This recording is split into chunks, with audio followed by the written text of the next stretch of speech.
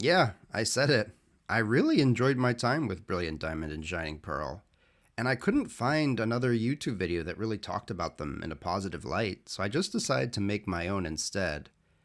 Now, I know when they came out, these had a pretty bad reputation.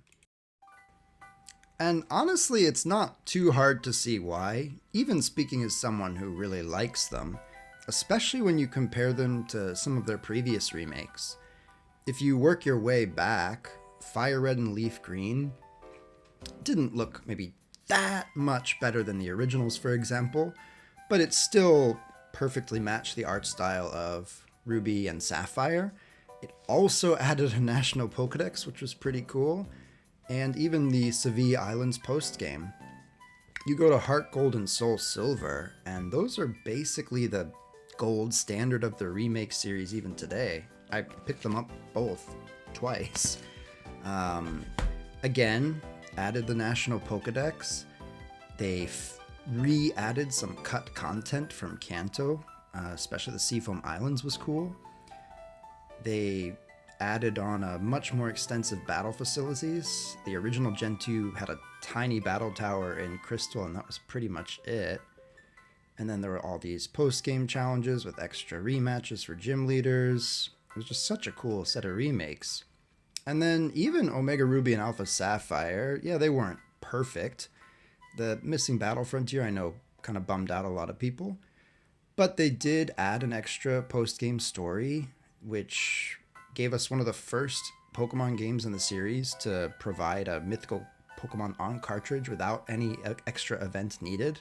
That's still pretty rare even now, unless you buy DLC or some other games. So, yeah, going from that to Shining Pearl and Brilliant Diamond, I could see why people were a little let down, because at least on the surface, you don't see as much. It was a lot easier to talk about the missteps the games experienced at launch instead. To name just a few, they're overly safe. They had a surprising number of bugs for games not called Scarlet and Violet. The chibi character models honestly look outdated. The underground does help for Pokemon variety, but the overworld selection is still a bummer. One of the reasons getting to a new section of the map was inherently exciting in this series was discovering new Pokemon. But in Brilliant Diamond and Shining Pearl, it often just means finding Geodude somewhere else. They're missing a lot of Platinum post-game changes too, and they also brought back limited time events for mythical Pokemon. These are just the things off the top of my head, and look, there are plenty of videos to watch online already if you want to watch someone dogpile the Gen 4 remakes. Yet, here's the thing, I actually enjoyed my time with Shining Pearl quite a bit. I still go back to play it, and the game has an admittedly small but active community of battlers and traders playing it to this day. While other Pokemon experiences on Switch have further streamlined the process of building Pokemon teams and added other modern touches to their entries, Brilliant Diamond and Shining Pearl retain their own charm, as a game players can return to when they want a more classic experience with a few modern touches added.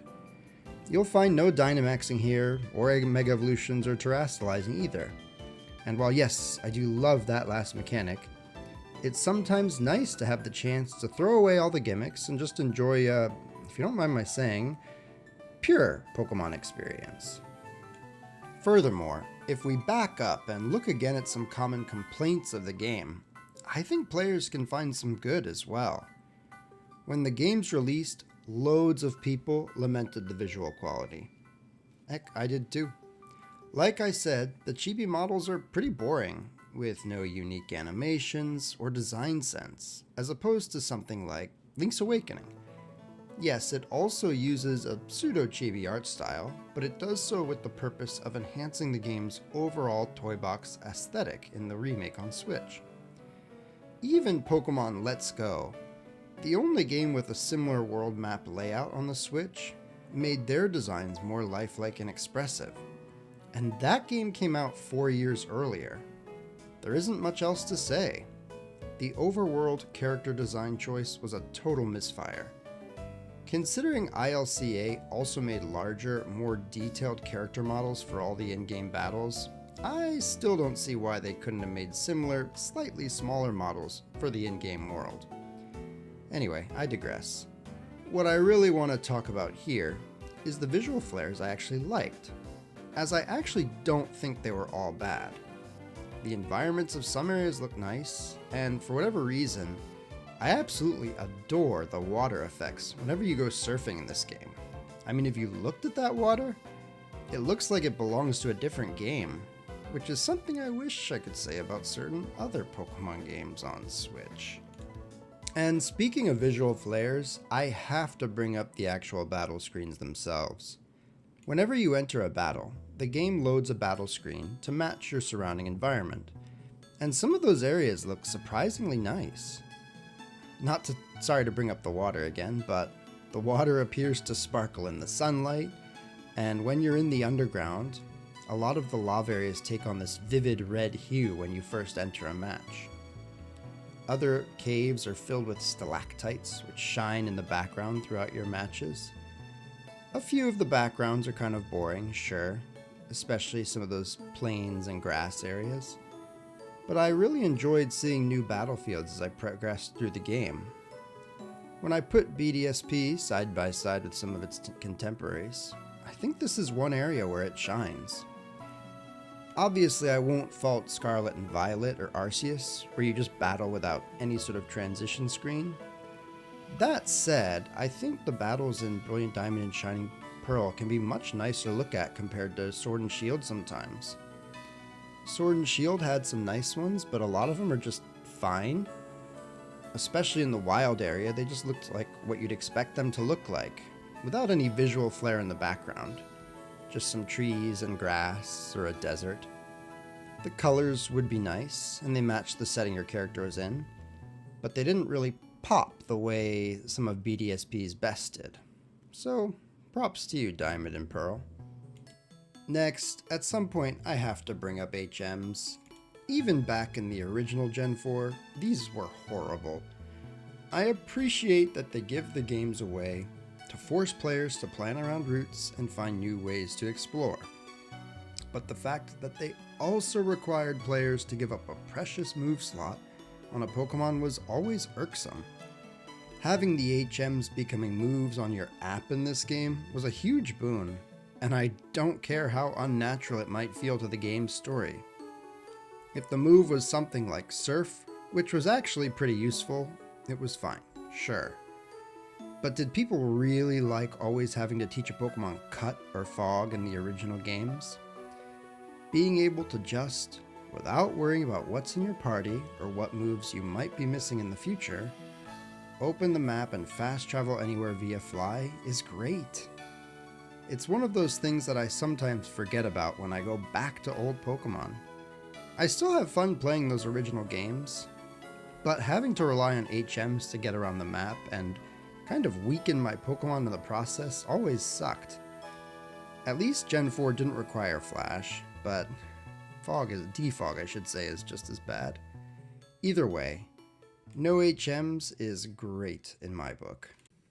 Okay, I've talked about a few different things I liked about these games so far, but I think it's time to talk about where I think this game or games really shines, which is in giving players access to a classic battle format with modern touches.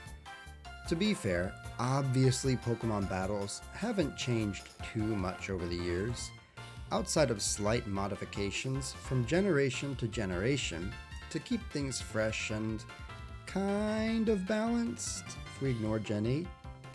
However, as I alluded to earlier, Brilliant Diamond and Shining Pearl allow players to enjoy a more classic style of Pokemon battling, with minor edits from later generations to make it a little more intuitive. And I believe that is one of this game's greatest strengths. To be clear, I don't think generational gimmicks are at all a bad thing, especially ones that are done well.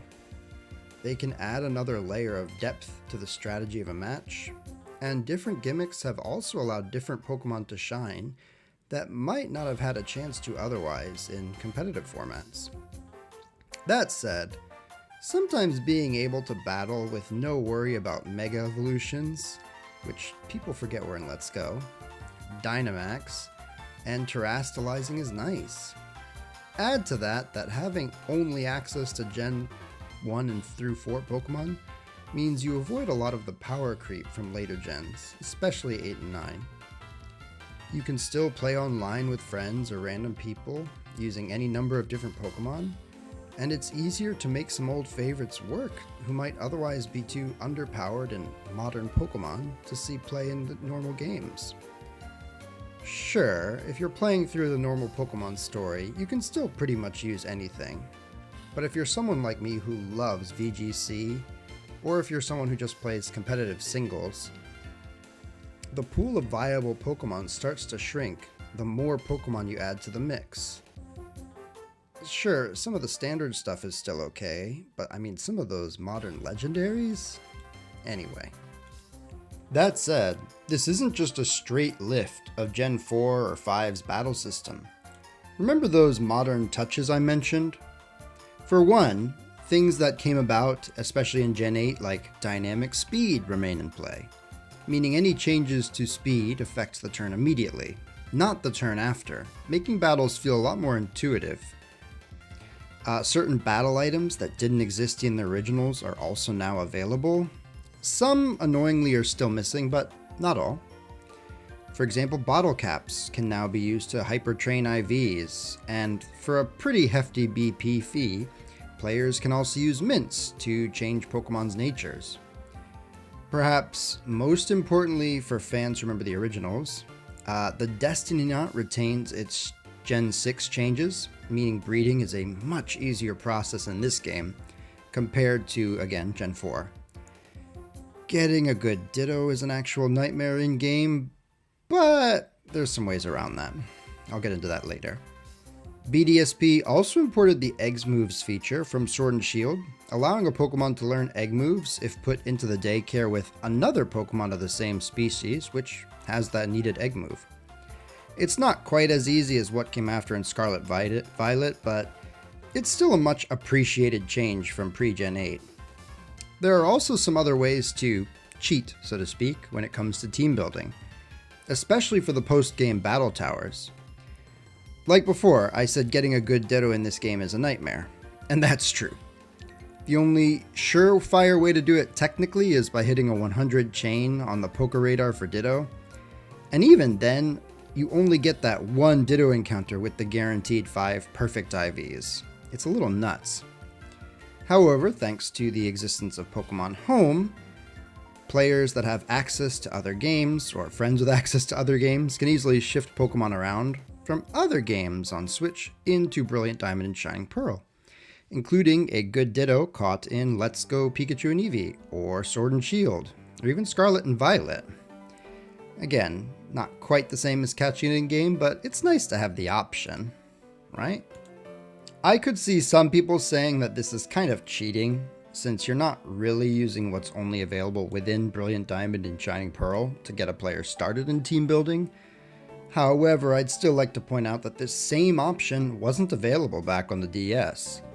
If you wanted to build a good team then, well, beyond using RNG manipulation or straight up hacking, you were pretty much out of luck if you wanted a so-called perfect Pokemon. The fact that the modern games give players workarounds like these, letting us slightly customize how difficult or easy we want the experience to be, is one more plus in the remake's favor that makes them a bit more of a pleasure to play than the originals, if I'm being honest. And I think I've said pretty much everything I want to say about these games. There are other good points I probably could have talked about. I know the characters are beloved to a lot of old school fans, especially Cynthia. And the remixed music is great too. But at least for me, just the fact that we got this traditional Pokemon, even on the Switch, was really appreciated. I do love the new games. I'm going to keep playing those too. But I also think that the old classic top-down formula still has a place. There's a lot of us classic fans. These games sold over 10 million copies for a reason. And while I would appreciate if they do a little more with the next round of remakes that we hopefully get on Switch 2, I am also okay with what we got here. I had a lot of fun with it. I'm still playing them, and that's not going to change. All right, thanks for watching. Bye.